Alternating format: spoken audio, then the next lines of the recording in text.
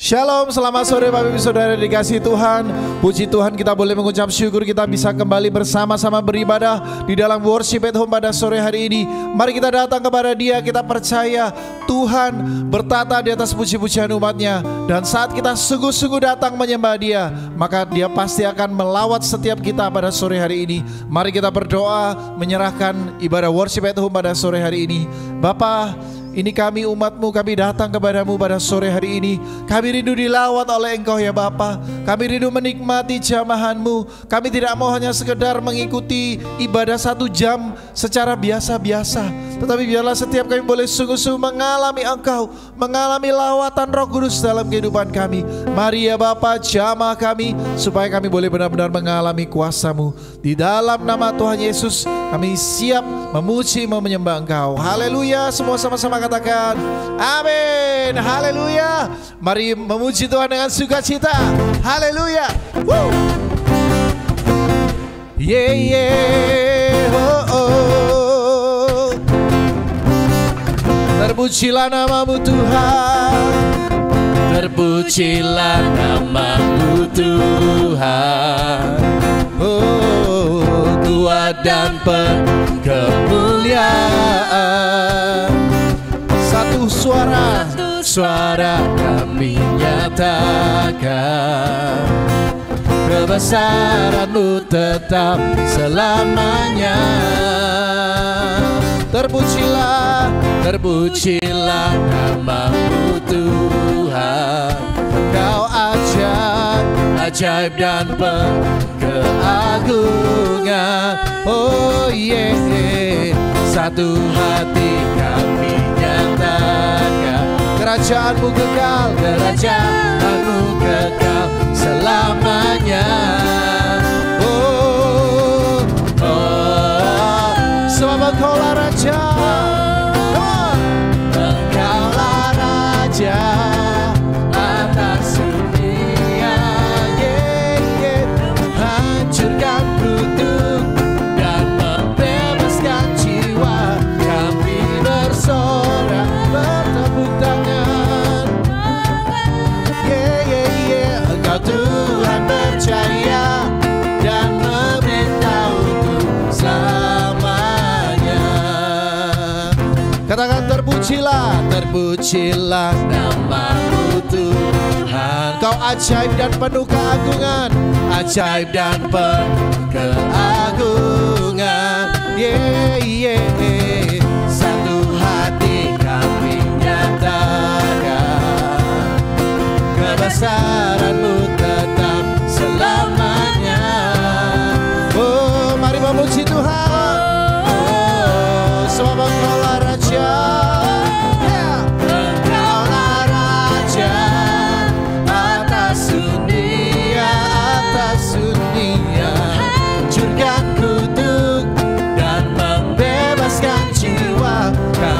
Bersorak bertepuk tangan. Engkau Tuhan percaya dan memerintah untuk, come on, Engkaulah Raja atas dunia. Yeah, yeah, yang menghancurkan dan membebaskan jiwa. Kami bersorak bertepuk tangan. Tangan, yeah. Engkau Tuhan percaya dan memerintah untuk selamanya.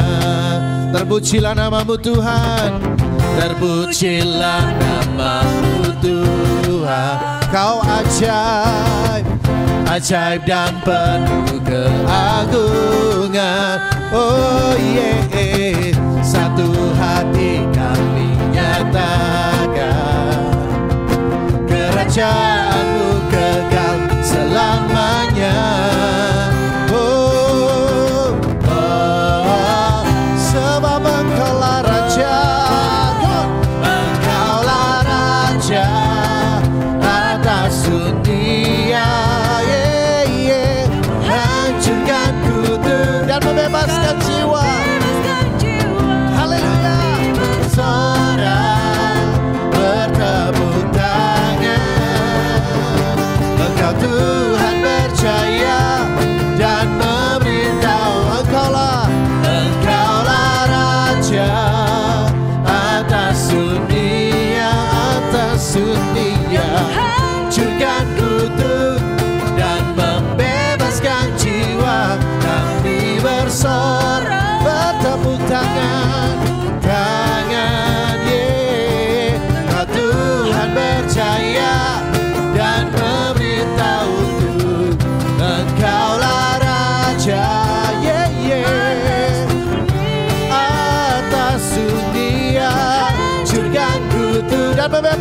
jiwa, puaskan jiwa kami bersorak, bertepuk tangan,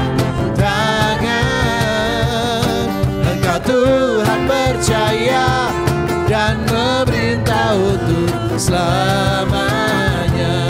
Sebab Engkau Tuhan percaya, Tuhan percaya dan memerintah untuk selamanya. Engkau Tuhan percaya dan memerintah untuk selamanya. Haleluya, haleluya. Luar biasa Tuhan kita, Dia Tuhan yang dahsyat dan luar biasa. Haleluya.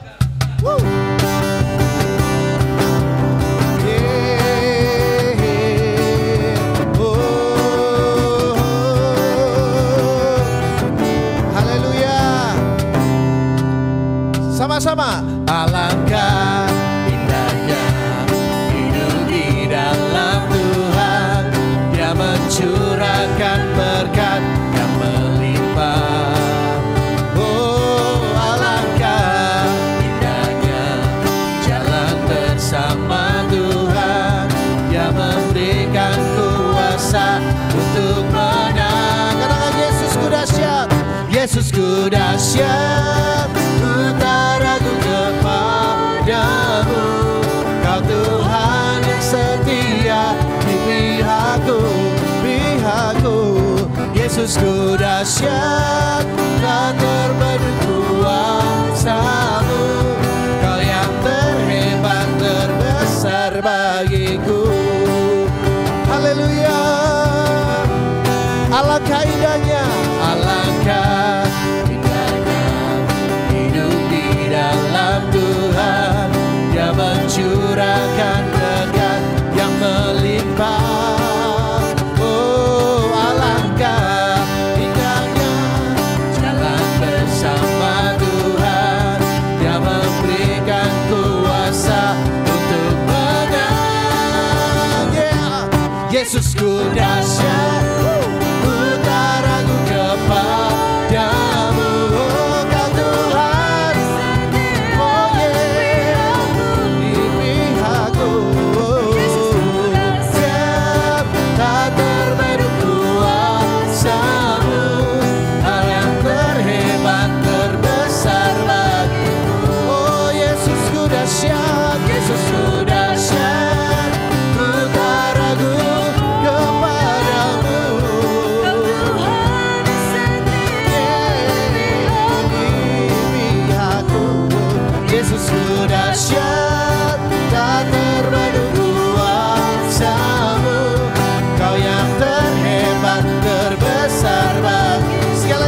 Yesusku dahsyat, Yesusku dahsyat, ku tak ragu kepadamu, Kau Tuhan yang setia di pihakku. Oh yeah, Yesusku dahsyat, tak terbendung kuasa-Mu, Kau yang terhebat, terbesar bagi, Kau yang terhebat, Kau yang terhebat, besar bagiku. Oh, Kau yang terhebat, terbesar bagiku. Yeah.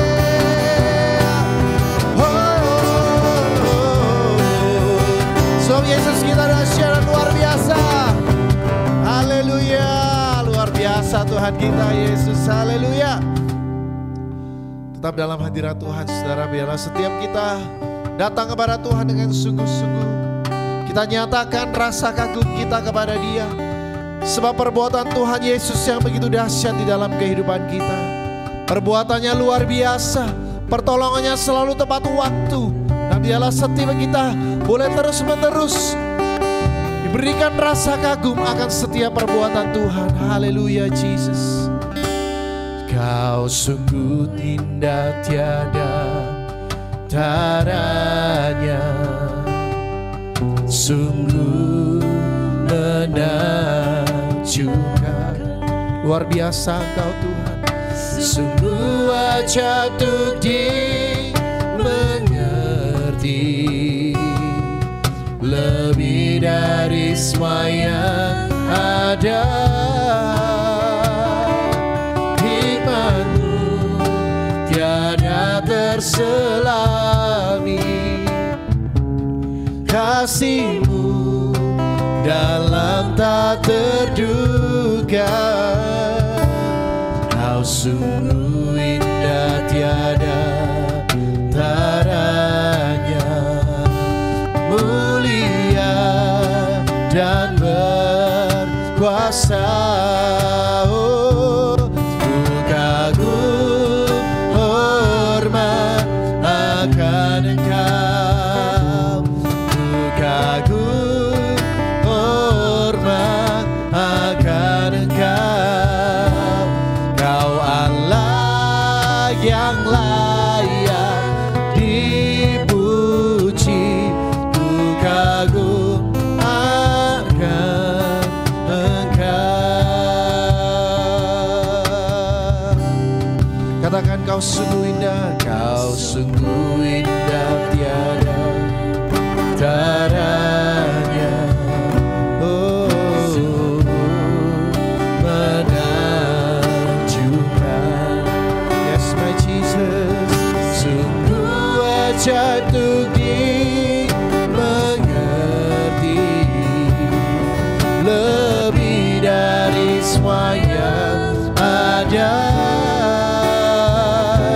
Hikmat-Mu tiada terselami,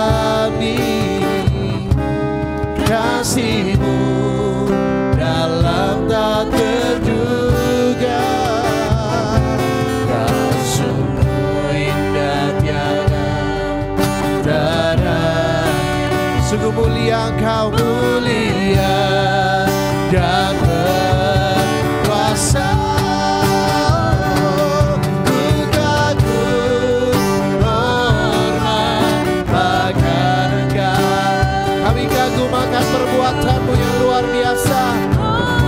Oh, akan Engkau, Kau Allah yang layak dipuji, ku kagum akan. Oh, ku kagum hormat akan Engkau.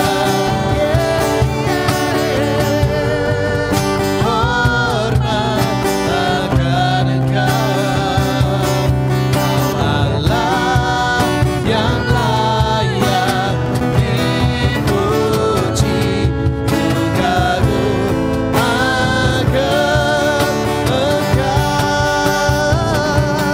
Ku kagum hormat, sungguh kami kagum akan Engkau.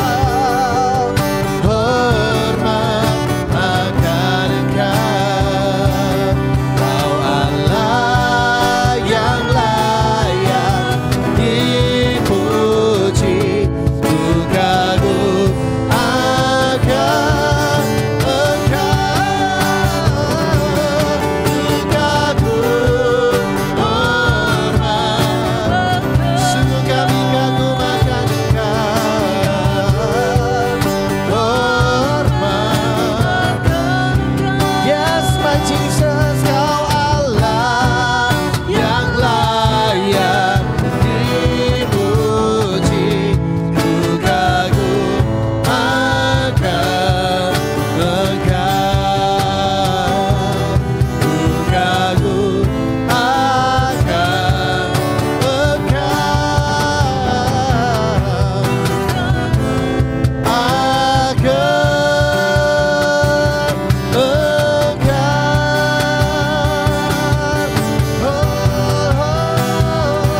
Jesus, perbuatan-Mu yang luar biasa membuat kami terpesona. Kami kagum akan Engkau ya Bapa, sebab Engkau Allah yang dahsyat dan luar biasa. Kami boleh mengalami setiap kebaikan Tuhan di dalam kehidupan kami. Sungguh kami bersyukur, kami bangga jadi anak-anak-Mu Tuhan. Oh, terima kasih Bapa, sungguh kami bangga menjadi anak-anak Sungguh kami terpesona akan Engkau Tuhan.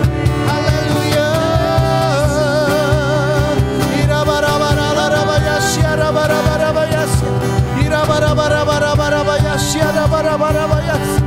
Sungguh luar biasa Engkau Tuhan. Sungguh luar biasa Engkau ya Bapa. Oh Jesus, kami mau mengagungkan Engkau. Kami mau meninggikan nama-Mu Tuhan. Kami mau mengeluhkan kebesaran-Mu, oh Jesus. Irabaralarabayas yarabatakarabaya. Irabaralarabayas yarabarabarabaya. Irabarabarabayas yarabatakarabaya. Biarlah sembah pujian kami naik ke hadapan-Mu dan menyenangkan hati-Mu Tuhan. Irabaralarabayas. Haleluya. Irabaralarabayas yakaralarabayas. Haleluya. Sungguh kami kagum akan Engkau. Sungguh kami kagum akan Engkau Tuhan. Haleluya Jesus. Terima kasih buat perbuatan-Mu yang luar biasa. Terima kasih buat perbuatan-Mu yang dahsyat. Terima kasih buat kebaikan-Mu. Mari kita berdoa. Bapa di surga, kami bersyukur Tuhan masih berikan kepada kami kesempatan memuji menyembah Tuhan. Biarlah itu menjadi dupa yang harum sampai pada penciuman-Mu ya Bapa. Sekarang kami mau belajar dari firman-Mu, firman yang hidup dan kuat, firman yang tidak pernah gagal, firman yang mengadakan yang tidak ada menjadi ada, bahkan yang menciptakan langit, bumi, laut dan segala isinya. Urapi hamba-Mu, urapi kami semua yang mengikutinya, supaya kami memahami kebenaran. Oleh pertolongan Roh Kudus kami menghidupinya, dan kebenaran ini memerdekakan kami. Kami serahkan sepenuhnya di dalam pimpinan Roh Kudus, di dalam nama Yesus. Haleluya, semua katakan amin. Bapak Ibu Saudara saya kasih dalam Tuhan, paling tidak ada 3 kelompok manusia di dunia ini. Kelompok yang pertama itu manusia berdosa. Sudah jatuh dalam dosa, putus hubungan dengan Allah, rohnya mati. Kita sebut orang dunia. Ada kelompok yang kedua, yaitu manusia rohani. Yaitu orang yang sudah percaya Yesus, terima Yesus dalam hidupnya, sehingga roh yang mati dihidupkan kembali. Hubungan yang putus dengan Allah dipulihkan kembali. Kita bisa memanggil dia ya Aba, ya Bapa. Tapi tidak hanya sampai di situ. Rohnya dihidupkan, jiwanya juga mengalami penundukan terhadap Roh Kudus. Pikiran, perasaan, kehendak ditaklukkan kepada pikiran, perasaan dan kehendak Kristus. Sehingga tubuh ini berkata-kata, kata-kata yang baik, melakukan perkara-perkara yang juga jadi berkat bagi banyak orang, dan Tuhan dipermuliakan. Hikmat yang dari atas memenuhi orang-orang yang manusia rohani ini. Hikmat dari atas itu bicara tentang penurut, pendamai, murni, dan menghasilkan buah-buah yang baik. Tapi ada kelompok yang ketiga, yaitu manusia yang rohnya sudah dihidupkan kembali lewat iman kepada Tuhan Yesus Kristus. Tetapi jiwanya belum ditaklukkan kepada Roh Kudus sepenuhnya, sehingga pikiran, perasaan, kehendaknya masih sering kali terkecoh dengan tipu muslihat iblis, masih ikut kepada rayuan dunia, dan masih juga ada di dalam tuntutan-tuntutan hawa nafsu daging yang dituruti. Nah, kita mau melihat yang seperti apa manusia yang pada golongan yang ketiga ini. 1 Korintus pasal yang ketiga ayat pertama sampai ayat yang ketiga menuliskan seperti ini. Dan aku saudara-saudara pada waktu itu tidak dapat berbicara dengan kamu seperti dengan manusia rohani, tetapi hanya dengan manusia duniawi yang belum dewasa dalam Kristus. Susulah yang kuberikan kepadamu bukanlah makanan keras, sebab kamu belum dapat menerimanya, dan sekarang pun kamu belum dapat menerimanya. Ayat 3, karena kamu masih manusia duniawi. Sebab jika di antara kamu ada apa saudara? Iri hati dan perselisihan, bukankah hal itu menunjukkan bahwa kamu manusia duniawi dan bahwa kamu hidup secara manusiawi? Nah, ini yang saya maksudkan untuk kita belajar bersama. Manusia Kristen tapi belum dewasa dalam Kristus. Manusia Kristen tapi masih duniawi. Kira-kira ini yang disebut juga Kristen halaman. Nah, karena ada iri hati di dalamnya. Nah, kita mau belajar hari ini dengan tema mengatasi iri hati. Saya buka kamus. Apa itu iri hati? Iri hati itu perasaan tidak senang ketika melihat atau mendengar orang lain berhasil. Perasaannya terusik, tidak enak kalau melihat, mendengar orang lain itu beruntung. Perasaan tidak senang kalau melihat atau mendengar orang lain berbahagia. Terusik hati ini. Saudara, kira-kira dari mana datangnya iri hati ini? Yakobus pasal yang ketiga ayat 14 sampai ayat 15 berkata seperti ini. Jika kamu menaruh perasaan iri hati dan kamu mementingkan diri sendiri, janganlah kamu memegahkan diri dan janganlah berdusta melawan kebenaran. Ayat 15. Itu bukanlah hikmat yang datang dari atas, tetapi dari dunia, dari nafsu manusia, dari apa saudara, ucap sama-sama, setan-setan. Saudara, kok bisa ya? Kristen ada setan-setannya. Ya, kalau ada iri hati, maka itu datangnya dari setan-setan. Nah, sampai di sini saudara mendengarnya. Apa yang ada dalam perasaan saudara? Saya tidak menuduh saudara orang iri hati, tapi izinkan Roh Kudus untuk menyelidiki kita sekalian.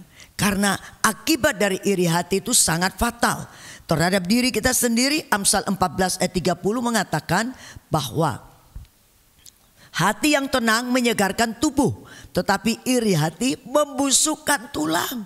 Kalau ada iri hati, tulang-tulang busuk. Saya bukan seorang dokter, saya juga bukan ahli ortopedi, tapi kira-kira tulang busuk itu sama dengan tulang tropos atau bisa jadi yang namanya osteoporosis.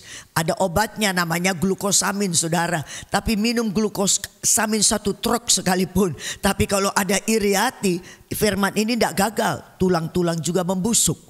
Satu hari saya pergi pelayanan di sebuah persekutuan doa rumah tangga. Selesai pelayanan saya pamit pulang kepada ibu rumah tangga.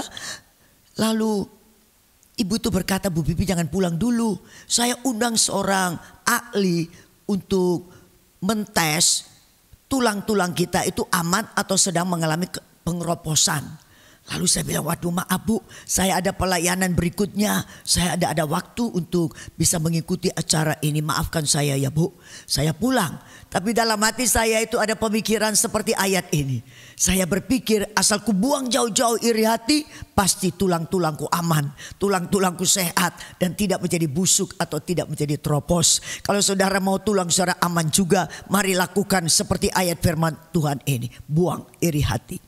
Akibat yang lain. Di dalam Galatia pasal yang kelima ayat 19 sampai ayat yang ke-21 menuliskan begini. Perbuatan daging telah nyata, yaitu percabulan, kecemaran, hawa nafsu, penyembahan berhala, sihir, perseteruan, perselisihan. Nah, lihat di sini, termasuk di dalam daftar ini, iri hati, termasuk perbuatan daging, amarah, kepentingan diri sendiri, percederaan, roh pemecah, kedengkian, kemabukan, pesta pora dan sebagainya. Terhadap semuanya itu ku peringatkan kamu. Paulus memperingatkan kepada jemaat di Galatia. Saya juga memperingatkan kepada saya dan kepada kita semua. Seperti yang telah kubuat dahulu, bahwa barang siapa melakukan hal-hal yang demikian, ia tidak akan mendapat bagian dalam kerajaan Allah. Betapa naasnya saudara, kita sudah ikut Tuhan, sudah percaya Yesus, sudah panggil dia ya Aba ya Bapa, terlibat dalam banyak kegiatan rohani, aktivitas-aktivitas gerejawi, sudah sumbang banyak hal, pikiran kita sumbangkan untuk pelayanan, tenaga kita juga, keuangan kita juga mungkin sudah banyak kita sumbangkan. Tetapi iri hati terus bercokol di dalam kehidupan kita, maka kita tidak akan mendapat bagian dalam kerajaan Allah. Percuma, bocai semua kegiatan-kegiatan aktivitas kita. Sebab itu mari kita berpikir lebih dalam tentang yang satu ini. Nah, Alkitab juga menceritakan tentang Datan dan Abiram, bukan?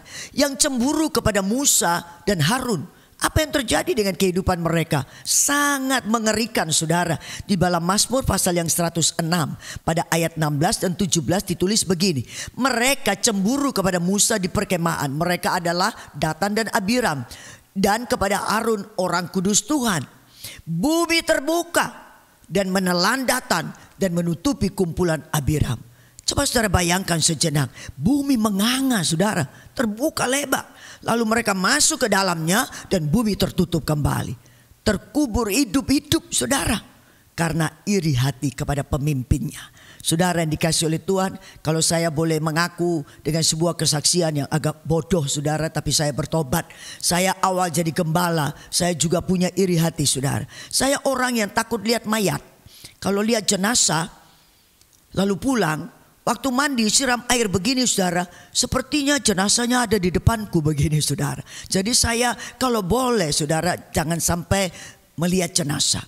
Tetapi giliran jadi gembala, saudara, awal-awal jadi gembala, ada jemaat meninggal dunia, sedangkan keluarga seluruhnya non-Kristen.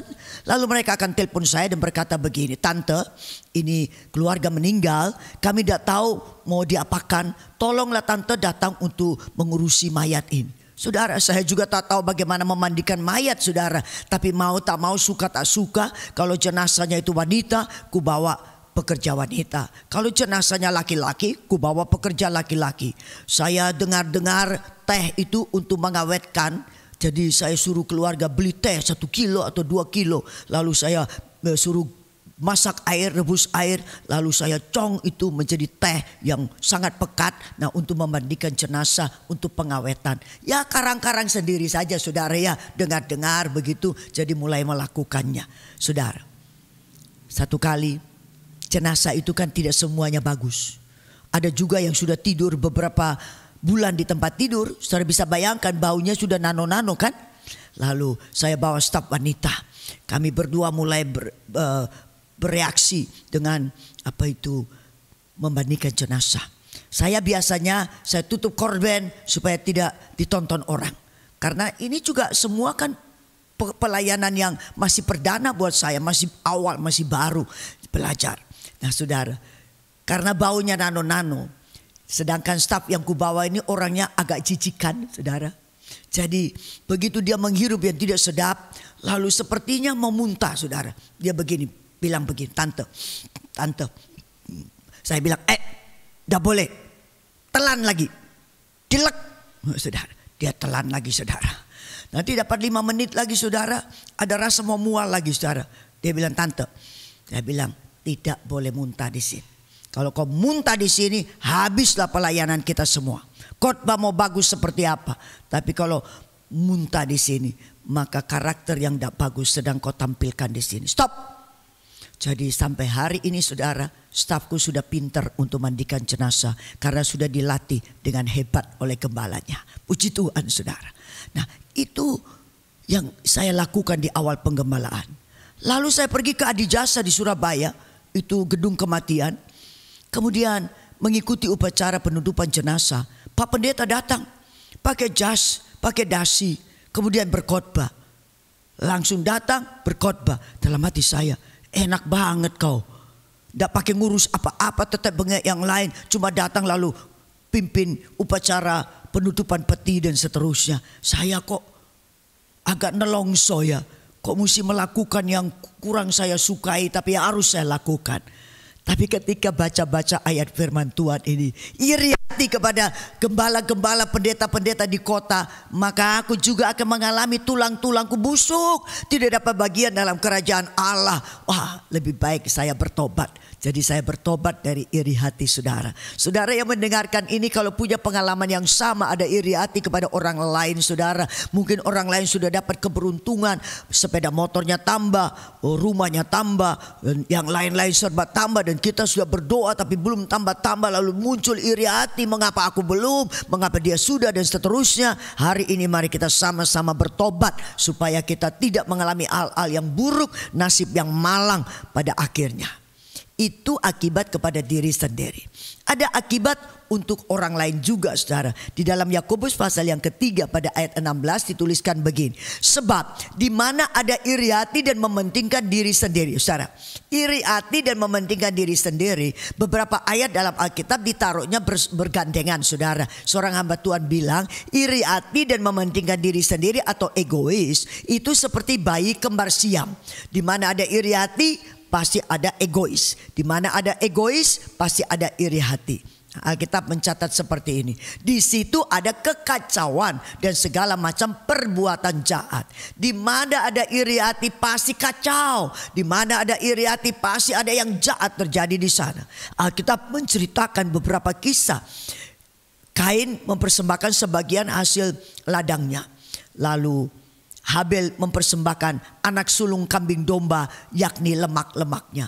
Dan dicatat dalam Alkitab, Allah mengindahkan Habel dan korban persembahannya, tetapi Allah tidak mengindahkan Kain dan korban persembahannya.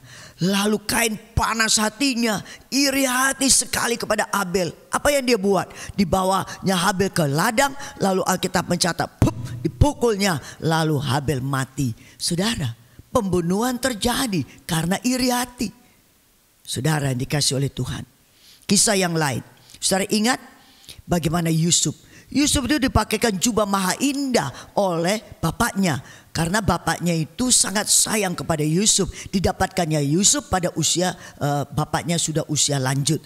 Nah saudara, ini menimbulkan iri hati saudara-saudara yang lain. Makanya orang tua yang ada di sini terhadap anak-anak jangan pilih kasih. Kalau anaknya 10 ya harus 10 sama rata. Saudara, kalau tidak itu menimbulkan iri hati saudara-saudara yang lain. Karena iri hati kepada Yusuf, apa yang mereka buat kepada Yusuf? Dibuang dalam sumur kering. Biar mati di situ. Tapi salah seorang saudara bilang, jangan, diambil saja. Lalu dijual. Dijual dengan harga seorang budak 20 sikal perak.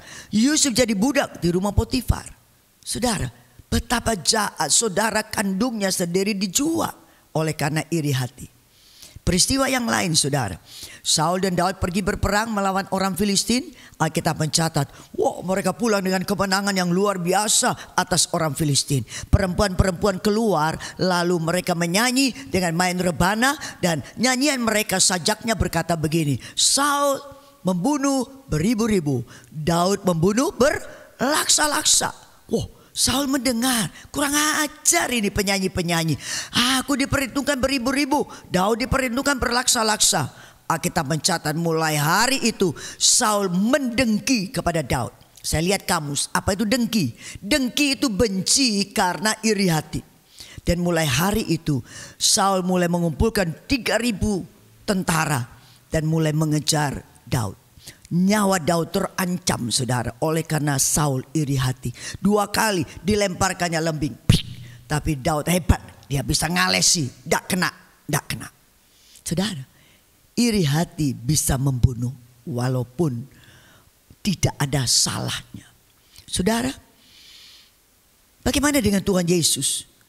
Salibkan dia. Kenapa? Alkitab mencatat tanpa alasan.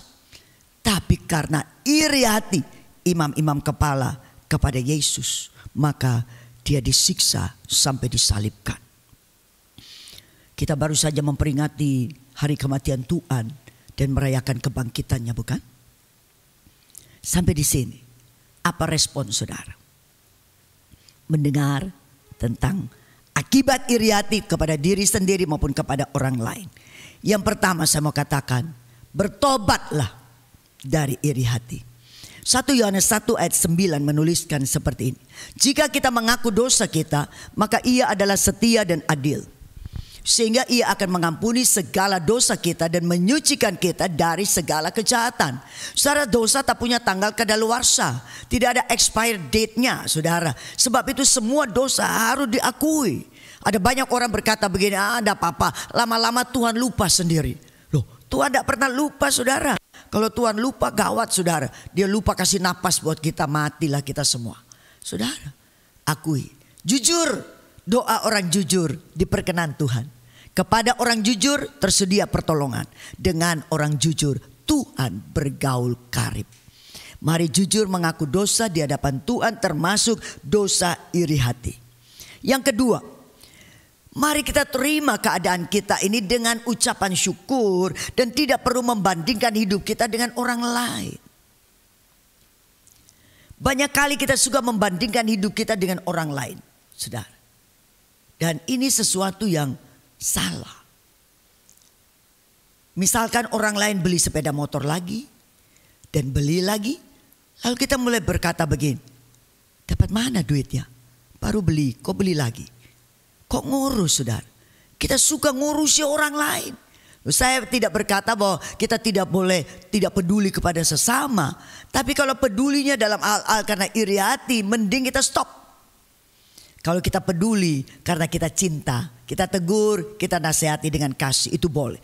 Tapi kalau ngurusi, saudara, karena iri hati, lebih baik tidak sama sekali. Saudara, Alkitab mencatat dalam Matius 10 ayat 30. Demikian firman Tuhan. Come on. Matius 10 ayat 30. Dan kamu, rambut kepalamu pun terhitung semuanya. Rambut di kepala terhitung. Apa maksudnya? Hidup ini sampai hal yang paling kecil, yang sangat detail, itu ada dalam pengetahuan Tuhan. Itu ada di dalam kedaulatan Tuhan. Itu ada di dalam kontrolnya Tuhan. Kehidupan kita. Sebab itu, saudara, tidak perlu membandingkan dengan orang lain seperti yang saya katakan tadi. Satu hari ada seorang remaja laki-laki, tukang semir sepatu. Dia duduk di bawah sebuah pohon dengan kotak semirnya. Kemudian di depan supermarket. Kemudian mobil-mobil masuk ke dalam supermarket dan diparkir. Ada sebuah mobil mewah masuk, diparkir. Yang turun itu sopirnya. Tuannya tidak turun. Sopir masuk ke supermarket. Dan remaja laki-laki ini memperhatikan. Begitu dia memperhatikan si tuan majikan di dalam mobil mewah dengan pemikiran seperti ini. Kalau aku yang ada duduk di situ, betapa bahagianya aku. Sementara dia berpikir, pandangannya bertemu pandang dengan si tuan majikan di dalam mobil tersebut. Lalu tuan majikan melambaikan tangan begitu. Sekali dia tidak peduli. Sekali lagi begini. Dia lihat kiri, dia lihat kanan. Siapa yang dipanggil? Ternyata tak ada orang. Berarti dirinya yang dipanggil. Dia tunggu lagi. Panggilan yang ketiga. Dia lambaikan tangan. Dan dia maju pergi kepada tuan majikan itu. Kok saya dipanggil? Lalu ketika sampai kepada tuan majikan. Dan tuan majikan membuka pintunya. Dan dia melihat ke dalam. Ternyata si tuan majikan kaya naik mobil mewah ini. Kakinya buntung, saudara. Tidak punya kaki dua-dua, tidak punya. Anak remaja laki-laki ini berteriak, berlari kembali ke bawah pohon. Dia bilang tidak, tidak. Maksudnya apa, saudara? Dia tidak perlu iri kepada orang lain. Dia harus menerima keadaannya. Dan dia bersyukur dengan keadaannya. Dengan memiliki kedua belah kaki yang sempurna. Alkitab mencatat dalam Roma pasal yang ke-8 ayat yang ke-28. Kita tahu sekarang bahwa Allah turut bekerja dalam segala sesuatu untuk mendatangkan kebaikan bagi mereka yang mengasihi Dia, yaitu bagi mereka yang terpanggil sesuai dengan rencana Allah.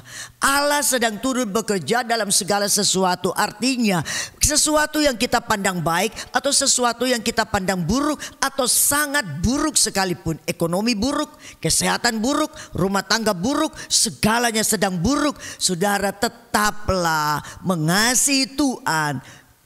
Karena Tuhan sedang turut bekerja mendatangkan kebaikan bagi orang yang mengasihi Tuhan.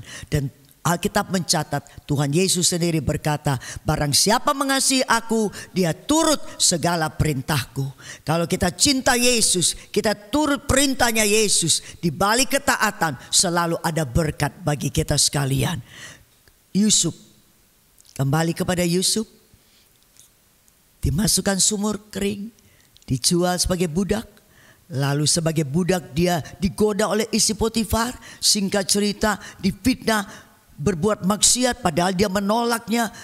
Jubahnya tertinggal pada tangan istri Potifar dan dibuat barang bukti untuk fitnahan. Dia masuk penjara. Tetapi saudara, rancangan Tuhan atas Yusuf tetap terjadi karena dia tetap cinta Tuhan dan tetap taat kepada firman. Tidak melakukan perzinahan dengan istri Potifar. Dia menjaga kekudusan hidupnya. Maka segala yang baik datang atas kehidupannya.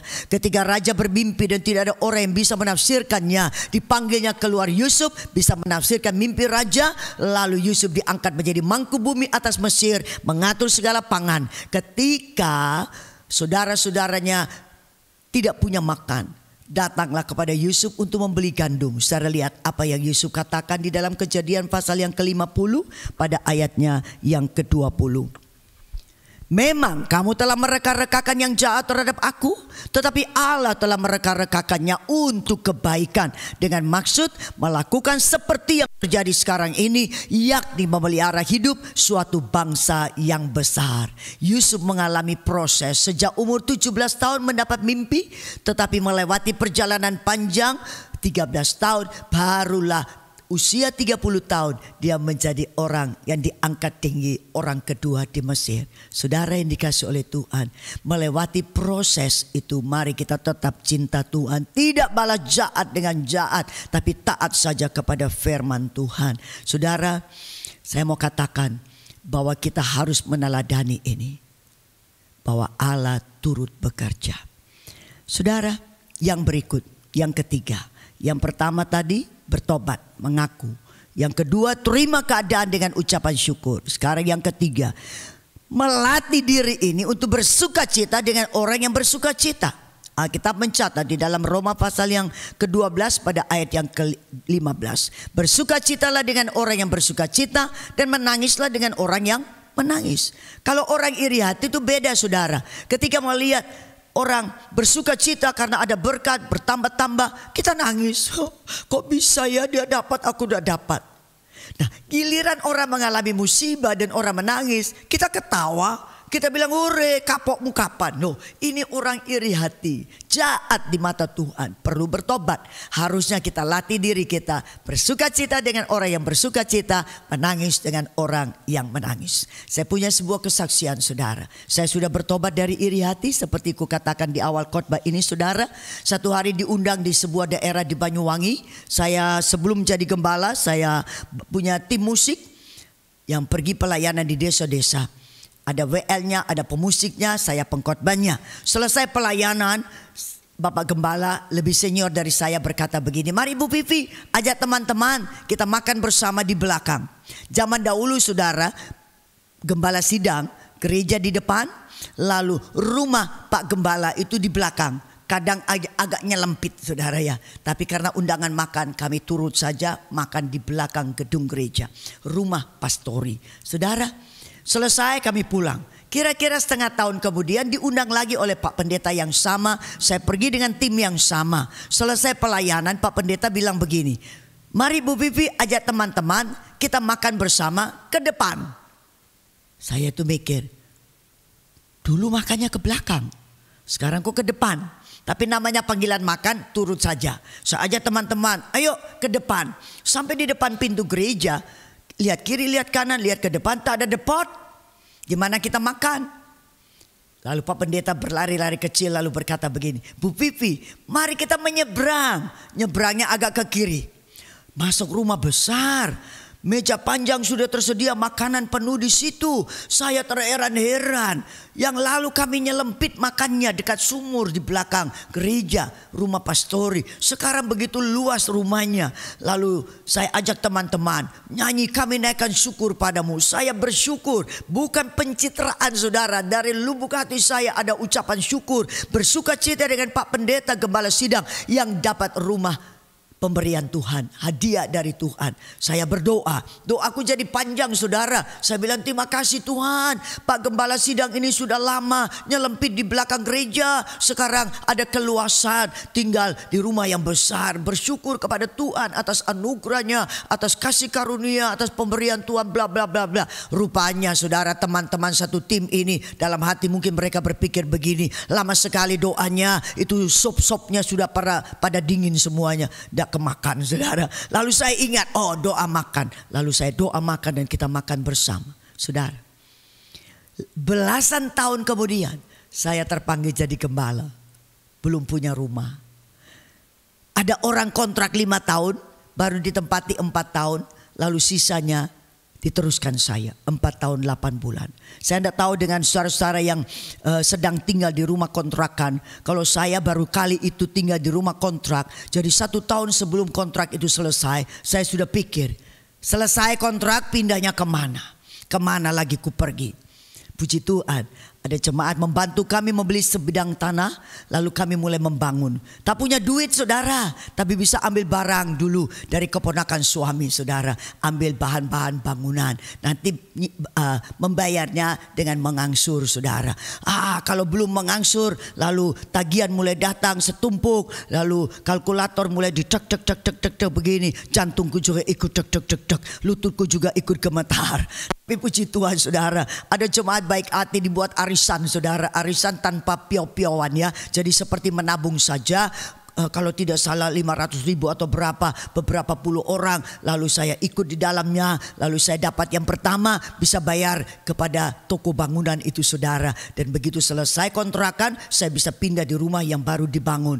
Saya duduk di teras rumah. Lalu saya mengangkat kepala saya. Lalu saya melihat ke seberang. Ada neon sign besar, gambar salib begini. Saya ada berseberangan dengan gereja. Luar biasa. Saya belum pernah doa, saya belum pernah minta rumah pastori berseberangan dengan gereja. Saudara, Roh Kudus mengingatkan saya. Aku berikan karena kau turut bersukacita dengan Bapak Gembala di daerah Banyuwangi sana. Kau ikut bersukacita dengan Pak Pendeta. Gilirannya kau membutuhkannya, maka aku sediakan bagimu. Tuhan yang kita sembah dalam nama Yesus, Dia tidak terlalu pagi, tapi Dia juga tidak terlambat. Dia Allah yang tepat waktu untuk menolong kita sekalian. Asalkan buang iri hati, bertobat, terima keadaan dengan ucapan syukur, bersukacita dengan yang bersukacita, menangis dengan yang menangis. Saudara, miliki sikap hati yang benar, maka Tuhan tahu untuk memberkati kita tepat pada waktunya. Ayat terakhir saya baca di dalam Mazmur 37 pada ayat yang keempat. Dan bergembiralah karena Tuhan, maka Ia akan memberikan kepadamu apa yang diinginkan hatimu. Bersukacita saja saudara di dalam Tuhan. Semua yang kita perlukan, semua yang menjadi keperluan, keinginan hati kita akan dianugerahkan Tuhan pada waktunya. Berbahagialah Bapak Ibu saudara sekalian yang mendengarkan firman, menyimpan dalam hati, menjadi perenungan siang dan malam. Oleh pertolongan Roh Kudus, kita melakukannya di dalam kehidupan kita, mengatasi yang namanya iri hati itu. Amin. Mari kita tunduk dalam doa. Bapa di dalam surga yang kami panggil dalam nama Yesus, hamba-Mu selesai dalam pemberitaan dalam waktu yang pendek ini. Tapi hamba minta kepadamu ya Tuhan, biarlah Roh Kudus berkarya dalam setiap hati yang sudah mendengarkannya ya Bapa. Supaya semua memiliki kelembutan hati menerimanya ya Tuhan. Dan biarlah boleh ada pertobatan terjadi ya Bapa. Kami mau ya Tuhan untuk mensyukuri keadaan kami dengan percaya bahwa Engkau tetap ya Tuhan punya rancangan yang terbaik dalam kehidupan kami. Kami mau tetap cinta Tuhan, kami mau tetap taat kepada firman-Mu ya Bapa. Dan kami percaya Tuhan, apa yang kami perlukan Tuhan sediakan. Kami membuang segala iri hati, kami menolaknya dari kehidupan kami. Kami mau tetap bersukacita saja di dalam Tuhan. Terima kasih Bapa. Hamba-Mu berdoa kalau ada di antara yang mengikuti worship at home ini dalam pergumulan hidup. Kami berdoa ya Tuhan supaya Tuhan memberikan jalan keluar, Tuhan memberikan solusi, Tuhan memberikan jawaban. Kalau ada yang sakit ya Tuhan, tumpangkan tangan-Mu yang berlobang paku, sembuh ya Tuhan. Karena firman-Mu berkata oleh bilur-bilur Tuhan Yesus segala sakit penyakit telah disembuhkan. Terima kasih Bapa dalam surga. Tolonglah kami supaya hari-hari ke depan kami juga mengikuti acara ini dengan semangat, supaya kami semakin dibawa bertumbuh dewasa di dalam Tuhan Yesus Kristus. Mari buka kedua belah tangan, terima berkat Tuhan. Tuhan memberkati engkau, Tuhan melindungi engkau, Tuhan menyinari engkau dengan wajah-Nya, memberikan engkau kasih karunia. Tuhan menghadapkan wajah-Nya kepadamu, memberikan engkau damai sejahtera. Terimalah berkat ini di dalam nama Bapa, Putra dan Roh Kudus, dalam nama Tuhan Yesus Kristus, mulai sekarang sampai Maranatha, Tuhan datang pada kali yang kedua. Haleluya. Yang diberkati sama-sama katakan amin. Selamat malam, Tuhan Yesus memberkati. Amin.